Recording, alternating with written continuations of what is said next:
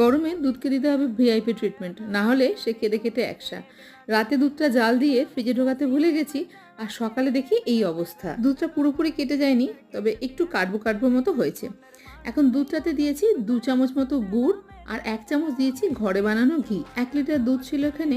গুড় দেওয়ার পরে আরোই জল থুতু অবস্থা। এই অবস্থায় কিন্তু ছোট্ট একটা ন্যাপ নিয়ে নিতে পারো। ঘুম ভেঙে উঠে দেখবে জল অনেকটাই কমে গেছে।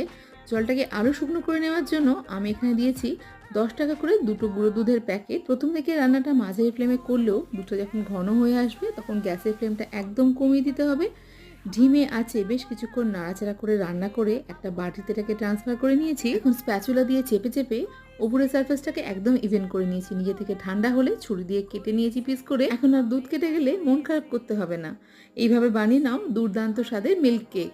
ভিডিওগুলো ভালো লাগলে অবশ্যই একটা লাইক করো, চ্যানেলটাকে সাবস্ক্রাইব করে পাশে থেকো।